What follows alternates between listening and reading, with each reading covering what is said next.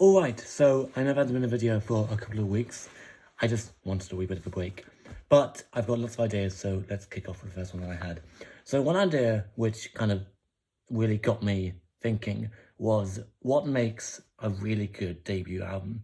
So I thought, why not start with, I think, one of the most critically acclaimed albums of 2019, which was, of course, Billie Eilish's debut record, When We All Fall Asleep, Where Do We Go?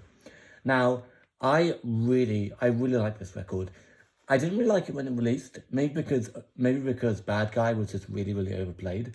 But now that it's been like nearly 5 years since it came out, was just I'm going to talk about it.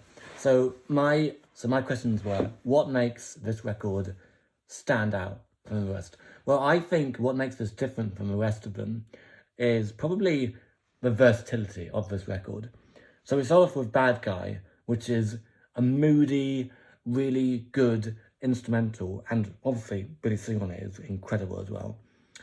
And then, the whole album talks about basically the question, when we all fall asleep, where do we go? And I think it's a really interesting concept. But also, the music behind it is really dark and chilling, which is what you get when you listen to this album. You get really interesting beat choices from her co-collaborator, which was Phineas, her brother, who produced all of it, which is really incredible. You get songs on here like You See Me in a Crown, which was, I think, the first single, which is really interesting. And then All the Good Girls Go to Hell, which was really interesting. That was the one that got most pushed, besides Bad Guy, which is really interesting because it wasn't really radio friendly.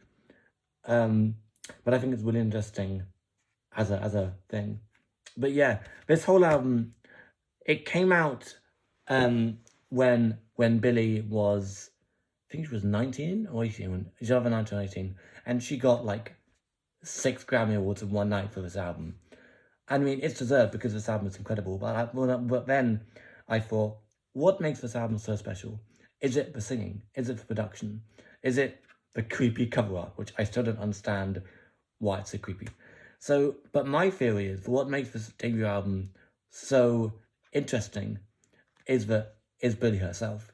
So she started off singing when she was 14. She released Ocean Eyes when she was 15, and she released her debut EP, which was Don't Smile at Me, came out in 2017 or 2018.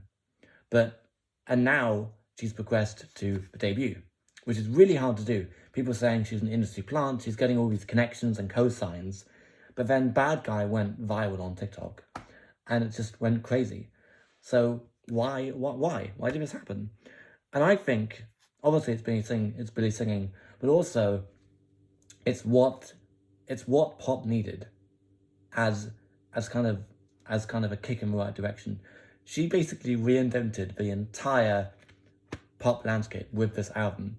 It showed people that they can be more experimental, because this album is really experimental, because it jumps all over the place, and it's really interesting. That's why this album is so unique as a concept, because each time you listen to it, you get something more out of it. And if you listen to it for the first time, it makes you invested, and that's what makes people think, I'm going to listen to the next album, which in her case was Happier Than Ever. But then, interesting enough though, we get to this year, 2024, and she releases her new album, Hit Me Hard and Soft, which I've done a video of a couple of weeks back, so check on that. And I believe Hit Me Hard and Soft is a sequel to this album. It's not a direct sequel, but you can hear influences from this record. You've got some of the deep voices, you've got some of the really cool beats that you heard in this album. And that's because of the staying power of this record. 5 years later, people are still talking about it. People are still comparing it to even this new album, which is fantastic, by the way, go listen to it. But the reason why people are comparing the Hit Me Hard and Soft to this record is because it doesn't sound exactly the same, but you can hear influences, which is really the staying power of this record. And that's what really intrigued me to kind of come back and give this album a re-listen, which I think is really interesting. Because yes, we've gone back to 2019, which is basically Billie's debut and Billie's blow up, which came with Bad Guy. But now, she's 5 years after this project? and she's had hit after hit after hit. But still, she still plays songs from this record. And it's because people love it. People come for this record and they stay because they want to see where Billie goes next, which is really interesting to see an artist kind of grow. So it also tells the public that she's not just going to repeat this record. She's going to, grow as an artist, which is really interesting. Which is why this album, as a whole kind of, concept, is why people not only make more experimental music, but also that's why people love Billie so much, because she made this record, and this record is probably one of the defining records of the 2010s, which is really interesting. And even now, people still talk about it. They still talk about You See Me in a Crown, My Strange Addiction, Bury a Friend, Listen Before I Go, all the good stuff, which is what makes this record so, which is what makes this record so interesting. And also the production on this record. It's really interesting. From, from the interesting synths in You See Me in a Crown, from the little bell chimes in All the Good Girls Go to Hell, from that little 8, that little, when she's singing it in like a high-pitched childish voice, the Bury a Friend, that's just incredible. My Strange Addiction, that little spoken word intro, it's so good. But no, this album as a whole, it proves that people can be more experimental in their music. So what makes this album good debut record? Well, it's all of the things. It's Billie singing. It's her production. It's her proving to herself, but also to the audience, that she can be experimental. She can be more than just the bad guy person, or she can be more than just the Bury a Friend, My Strange Addiction. She's proved that on this record, she can be much more than what the public thinks she is, which is what is really interesting to me, because this is a debut record. People think that, she's going to be remembered as the bad guy record junior at this album. But no, she's got more under her belt, which is what is really interesting. But yeah, my question that I proposed at the start of this video was, what makes this debut as fantastic as it is? The simple question is the album itself.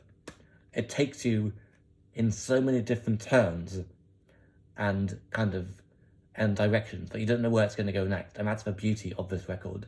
And if you've listened to it, hundreds of times like I have, you still get the same giddiness that you feel the first time you put it on.